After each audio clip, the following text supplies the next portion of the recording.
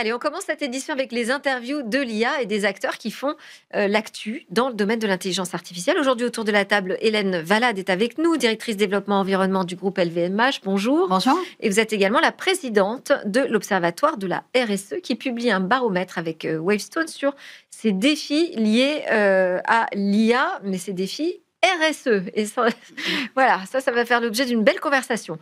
À côté de vous, Mehdi Medjaoui est avec nous également, start-upper dans les deep tech, chef d'orchestre de nombreuses conférences qui sont donc aujourd'hui rassemblées sous une même bannière, FOST, Future of Software Technology. On va parler, notamment parce qu'ici on s'intéresse beaucoup à l'IA, de génération AI. Mais on commence avec vous, Jean-Baptiste Ozou, directeur de la Business Unit Finance de Cegid. Bonjour, bienvenue. Éditeur français, leader européen, bien sûr, de solutions de gestion pour les entreprises. Vous êtes là depuis toujours, j'ai envie de dire, Cegid, sur ces sujets. 35 ans. 35 ans. Eh oui, c'est pas mal. On n'est pas là depuis toujours sur l'IA, mais on y travaille. C'est vrai. Alors, l'IA, c'est effectivement ce qui agite un petit peu tous les secteurs dans le numérique. Hein. Et donc, vous avez publié une étude avec OpinionWay, j'imagine, dans l'objectif de découvrir quelles étaient les intentions sur l'utilisation de l'IA des entreprises, donc de vos clients. Et des salariés, des entreprises, et comment les salariés... Et les métiers aussi, c'est ça. Voilà, les salariés des entreprises qui sont nos clients utilisent cette IA, et donc dans les métiers, comment ça se diffuse à l'intérieur. Ouais. Et notre intérêt, c'était de faire une comparaison entre les pays européens sur lesquels nous sommes présents. Donc majoritairement Belgique, France, Espagne, Portugal, pour un peu voir comment était adoptée l'IA à l'intérieur des entreprises. Alors, qu'est-ce qu'on en tire comme enseignement ? On en tire plusieurs enseignements. On en tire déjà que la France est assez utilisatrice de l'IA, mais avec des éléments beaucoup plus raisonnés. Par exemple... Par rapport aux autres pays, vous voulez dire ? Par rapport aux autres pays, effectivement. On voit que sur l'IA, par exemple, utilisation importante, 36% des salariés français utilisent une IA interne, contre 17-18% en Espagne ou au Portugal. Donc, on voit une maturité des entreprises. C'est vraiment énorme, en fait, comme différence. Le différentiel est énorme. Ouais. Donc, ça veut dire qu'il y a une maturité des entreprises françaises qui ont pris conscience de l'importance de structurer cette information IA et l'usage qui en est fait à l'intérieur. C'est-à-dire comment je contrôle l'information pour pas qu'elle soit diffusée en totalité à l'extérieur. Pour pas laisser la place à du shadow AI. Exactement. Ok. Et paradoxalement, on a quand même quasiment les 2/3 des salariés français qui se posent des questions sur où je vais avec mon IA. Donc, on soit un refus d'usage, et il y en a quand même quasiment un quart, plutôt sans stigmatiser, mais plutôt dans des générations plus anciennes. Et le reste, à peu près un tiers, qui dit « moi, j'ai une crainte vis-à-vis de l'IA en usage ». Soit une crainte, une peur primaire, une inquiétude fondamentale ou une pseudo-indifférence vis-à-vis de l'usage. D'accord. Et la crainte sur le remplacement... du salarié par une intelligence artificielle, j'imagine qu'elle est présente aussi dans Oui, on y reviendra sans doute. Il y a cette fameuse crainte du remplacement. Oui. Il y a aussi maintenant une crainte de est-ce que l'information que l'on me donne est bonne ? C'est-à-dire, jusqu'où je vais dans ma confiance vis-à-vis de l'information qui est rendue. Ça, c'est une preuve de maturité. Exactement. Et c'est là où on dit il y a une énorme preuve de maturité des Français parce que ils ont cette sujet par rapport à la confiance de l'information transmise, plus le sujet de l'impact écologique, on y reviendra, et là on a les jeunes générations qui sont très portées sur cet élément-là, voire également le côté éthique de l'IA. Ouais. Donc, et ça ressort beaucoup plus fort en France qu'en Europe. Donc ce qu'on peut dire, c'est que globalement, enthousiaste, peut-être un peu moins que dans certains pays, parce que certains moins diffusés, mais avec une grande maturité par rapport à l'usage qui en est fait. Et très concrètement, est-ce qu'aujourd'hui, vous voyez l'IA transformer les métiers ou le travail ? Nous, chez Cegid, on est persuadés que l'IA transforme et va transformer fondamentalement les métiers. On a, si on peut résumer ça, on a eu 3 temps dans l'IA, peut-être que pourrait compléter. Pour nous, on a eu le temps de la restitution de l'information, de l'assistance et de l'alerte, c'est-à-dire globalement j'ai un prompt, je l'interroge, il me donne de l'information et je peux traiter cette information-là avec des alertes potentielles sur des fraudes, par exemple, sur des usages en termes RH. Ensuite, on a eu le temps du je conseille, je recommande. C'est-à-dire, à partir de cette donnée-là, qu'est-ce que l'on peut faire ? Nous, on a par exemple développé des systèmes RH sur tous les entretiens annuels qui viennent compléter quasi automatiquement à travers une conversation ou à travers quelques notes les rendus des entretiens annuels. D'accord. Donc là, ça vient vraiment proposer, assister et conseiller le manager du remplissage. Et puis là, on rentre dans une phase que l'on considère d'action, donc pour agir et pour automatiser certains éléments. La phase agentique. Alors, on est... C'est peut-être un peu rapide, oui. C'est peut-être un peu rapide. On n'est évidemment pas dans la phase agentique encore, mais on est dans cette préphase agentique où je viens effectivement proposer des actions. Et tout ça, comme je disais, vient préparer l'avènement de l'agentique ou comment on fera. Parce que là, on rentre dans des sujets beaucoup plus profonds de transformation et de process d'entreprise et de transformation d'outils également avec l'agentique. Et le sujet de la confiance aussi qui va encore plus s'inviter sur l'agentique. Vous vouliez commenter ? Je vous ai vu réagir. Non, mais on a également mené une étude auprès des entreprises à la fois en Allemagne, chez les Britanniques et en France, et on retrouve des résultats assez similaires. Donc c'est assez intéressant, notamment sur le côté très dual finalement, c'est-à-dire l'IA comme étant un vecteur de progrès sur l'analyse des données, enfin sur tout un tas de sujets. Et puis par ailleurs, des craintes, tout ça cohabitant. Et les craintes, si je peux me permettre de rajouter à ce que vous avez dit, les craintes vont aussi presque des craintes psychosociales sur le mode mais est-ce qu'on va y arriver ? C'est-à-dire, est-ce qu'on va maîtriser cet outil ? En effet, est-ce qu'il va nous remplacer ? Mais il y a d'abord une sorte de charge mentale qui est comment on va faire pour attraper à nouveau cette transformation qu'on nous demande encore. Il y a eu la transformation de la RSE, la transformation du durable. On rajoute cette transformation-là et je trouve qu'on a probablement le devoir, les uns et les autres, d'être dans de la pédagogie. Parce qu'au fond, je ne suis pas sûre que tout le monde sache de quoi on parle, c'est-à-dire entre les outils purement numériques, l'IA, etc. Ouais. Voilà, il faudrait qu'on fasse, peut-être ensemble, de la pédagogie sur ces sujets. Alors, la semaine dernière, j'ai reçu justement une personne qui lançait un club pour que tous les responsables IA des entreprises puissent se parler, parce qu'il m'a dit, en fait, ils se sentent seuls et en difficulté devant les promesses de l'IA, finalement, pour concrétiser ce qui est attendu. C'est un défi pas facile à relever. Donc oui, je crois que tout le monde a besoin d'en parler très honnêtement, finalement. Qu'est-ce que je fais avec cette IA ? Comment je me l'approprie ? Entre la promesse et la réalité, on en est où ? Justement, nous, dans les conférences IA que j'organise, on les voit, ces décideurs qui discutent ensemble et qui se posent beaucoup de questions. Et c'est vraiment la bataille, la chasse au cas d'usage. Chacun essaie de voir si quelqu'un a trouvé un cas d'usage hyper concret avec un gros retour sur investissement, parce que l'IA, ça coûte cher. Ouais. Il y a les vendeurs logiciels qui poussent aussi énormément pour trouver des cas d'usage, pour justifier leur investissement et trouver des exemples pour continuer de vendre des solutions IA qui coûtent cher et dans lesquelles ils ont beaucoup investi. Je rappelle que quasiment tout le monde perd de l'argent aujourd'hui du côté vendeur logiciel, à part Nvidia, mais parce que c'est à perte. On a une IA qui est peut-être la moins chère de ces prochaines années. Donc là, c'est vraiment la chasse au cas d'usage. Et il y a vraiment deux choses qui se dégagent. La première, c'est qu'on pensait avoir des cas d'usage innovants.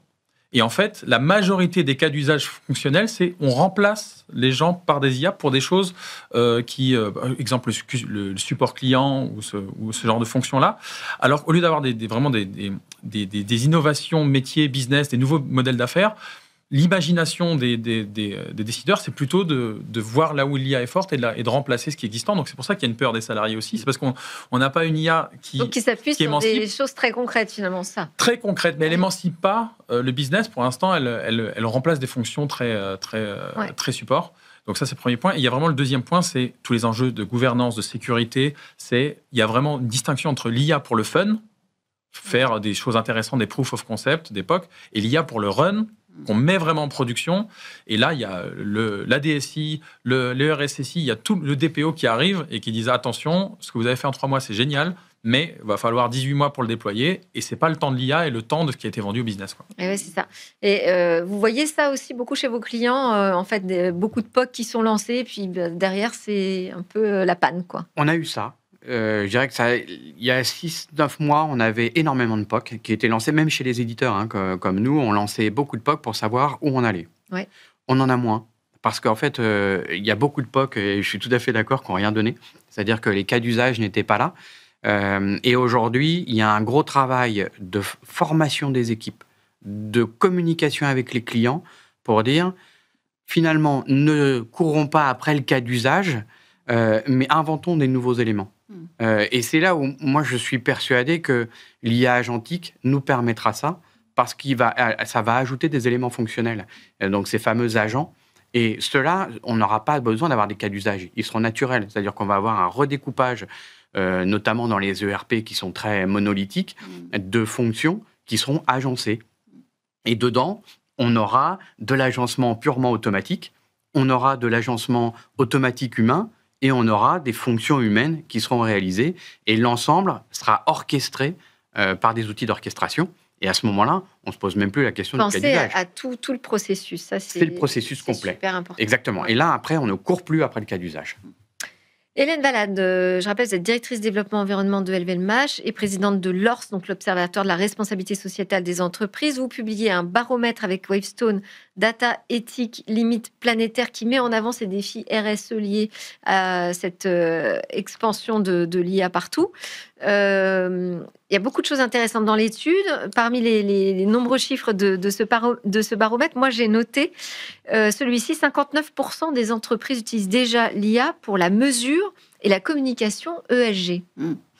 Oui, alors il y a plusieurs choses l'IA en effet, au service finalement de la mesure et ça de part, la RSE. Ça part du fait que, et c'est un élément extrêmement important de ce baromètre, parce qu'on voit des évolutions en l'espace de 2 ans qui sont assez radicales, assez fortes, que la RSE s'est installée à l'intérieur des stratégies des entreprises et n'est plus, comme ça l'a été, posée à côté. Oui. Donc, autrement dit, on est passé d'une RSE corporate engagement à une RSE extrêmement opérationnelle qui pénètre l'ensemble des métiers, justement les achats, la logistique, les opérations, les DSI. Pourquoi ? Parce que derrière, il y a une vraie transformation du business avec la volonté de prendre en compte les conséquences du réchauffement climatique sur des chaînes d'approvisionnement. Il n'y aura pas d'entreprise gagnante dans dans un monde qui brûle. Donc, ça pénètre le business. Parce qu'il y a eu des obligations aussi. Les deux. Vous savez, il y a eu beaucoup d'entreprises très volontaires avant les obligations réglementaires. Et je pense qu'il y a un tricotage à la fois du côté volontaire et du côté réglementaire. Pourquoi j'ai retenu ce chiffre ? Parce que c'est le paradoxe pour moi. C'est-à-dire que l'intelligence artificielle pose des nouveaux défis à la planète, mais des défis environnementaux énormes, et en même temps, on voit que c'est un outil hyper utilisé pour organiser sa RSE. Et apporte des solutions pour la RSE, notamment parce que la donnée ESG, vous voyez, la donnée extra-financière, environnementale, sociale, de gouvernance, est devenue un asset pour les entreprises, aussi fort finalement que la donnée financière. Et pour cela, il faut qu'elle soit sacrément robuste, cette donnée ESG. Et on n'a pas une seule unité, nous. L'euro, non. On a des tonnes d'émissions de CO2, des mètres cubes d'eau, etc. Donc, on a besoin, en effet, de ces systèmes, de ces nouveaux outils d'intelligence artificielle pour aller traquer la donnée, l'assembler de manière intelligente, en faire aussi de la prédiction, parce qu'on travaille beaucoup avec des scénarios d'évolution, justement. Et c'est pour ça que ça devient vital et que ce baromètre montre bien que les entreprises s'en sont emparées et que se créent dans les entreprises des binômes entre les patrons de durabilité, les patrons RSE et les patrons de DSI. D'ailleurs, moi-même, chez LVMH, j'ai un super tandem avec le mien et c'est extrêmement agréable. Aussi parce qu'on donne, d'une certaine manière, du sens à des outils qui étaient super techno. Et donc, voilà, on apporte l'utilité de cela. Mais vous avez raison. À côté de cela, il y a en effet des impacts de l'IA sur l'environnement. Et c'est en effet le job des directions de RSE de s'en occuper aussi. mais qui ne doivent pas être pris comme des fatalités. On dit beaucoup, voilà, consommation énergétique, consommation d'eau, conflit d'usage de l'énergie dans un certain nombre de pays, et c'est vrai. Et d'ailleurs, il faut s'employer à le mesurer mieux. Mais à côté, il faut chercher des solutions. Les data centers plus petits, enfin, il y a plein de solutions sur lesquelles on est en train de travailler. Voilà, donc comme d'habitude, le progrès, c'est toujours à deux visages, mais il faut qu'on traite les deux en même temps. C'est difficile, en même temps, c'est assez enthousiasmant. Déjà, d'en prendre conscience. Exactement. Mehdi Medjaoui, c'est peut-être un sujet que vous allez aborder dans vos nombreuses conférences. Donc, je rappelle, vous êtes start-upper dans les deep tech, organisateur donc notamment des Happy Days, donc qui s'intéressait au monde des API et puis qui a pris beaucoup d'ampleur sur l'intelligence artificielle. Votre conférence phare s'appelle Génération AI. Aujourd'hui, l'ensemble de vos conférences sont regroupées sous la bannière FOSS, Future of Software Technologies. Le rendez-vous que vous nous donnez, c'est du 9 au 11 décembre à la Défense. Quelles seront les grandes préoccupations que vous allez adresser autour de l'intelligence artificielle à cette occasion ? Alors oui, c'est vrai que c'est important parce que la France est vraiment devenue une place de conférence IA. On a Vivatech qui est un phare pour toute l'Europe. On a eu le REST Summit pendant l'été. Il y a Adopt AI dans 10 jours au Grand Palais. Et l'idée, c'est de finir l'année avec une autre très grosse conférence sur le logiciel. Cette fois-ci, qui sera faite par que des acteurs indépendants et qui va réunir une trentaine d'acteurs qui font des conférences tech, chacun sur leur sujet. Donc, on a un peu tous les sujets, mais les gros sujets qui vont arriver, bien sûr, c'est l'IA agentique et ce qu'on appelle l'expérience agent, c'est-à-dire comment se préparer son entreprise, son site web, ses applications, à ce que les agents puissent venir interagir avec. Qu'est-ce que ça veut dire de venir acheter, de laisser un agent acheter sur son site web? Qu'est-ce que ça veut dire de se faire indexer par un agent pour apparaître dans les résultats de recherche de ChatGPT ou de Gemini ou autre? Donc ça, c'est un vrai sujet. Et les cas d'usage dans les entreprises. Là, l'idée, c'est qu'on a, nous, une quarantaine d'entreprises. En pensant processus, parce que ça, c'est important, de sortir du simple petit cas d'usage isolé. Oui, et c'est processus. Et même nous, on a des intervenants qui viennent dire, moi, je viens à votre conférence parler pour montrer que j'ai eu un cas d'usage avec un ROI positif, surtout pour aller, en 2026, aller convaincre tout mon groupe et évangéliser mon groupe à l'intérieur sur comment ça a marché chez moi, parce que tout le monde attend quelque chose qui fonctionne. Donc ça, c'est vraiment le premier sujet. Il y a une conférence dans la fédération qui s'appelle Green.io sur les aspects environnementaux du numérique. Et là, c'est la vraie dichotomie entre faut faire plus avec l'IA qui consomme énormément et il faut avoir la contrainte environnementale, le numérique responsable, donc l'éthique, l'environnement, les biais que l'IA peut apporter. Donc, il y a vraiment ces enjeux-là. La sécurité. Et le dernier aspect, c'est la cybersécurité. Parce que rien ne vous échappe. Ça crée des nouveaux enjeux. Mais c'était l'idée de fédérer tout le monde. Comme ça, il n'y a aucun sujet qui ne sera pas adressé. Il y a l'IA open source qui sera adressé. Vraiment, pour ceux qui iront sur le site de FOSS, vous verrez, il y a une trentaine d'événements. Il y a tous les sujets dessus. Mais le vrai sujet, c'est, OK, est-ce que c'était une hype? Est-ce que c'était juste un feu de paille parce que, vraiment, c'est important, les CEO et les COMEX et les CODIR comprenaient enfin une technologie. La blockchain, c'était compliqué, le métavers, ils n'ont pas trop compris, et puis c'était peut-être pas utile non plus. Mais... Ça dépend des COMEX quand même. Ça dépend des COMEX quand même.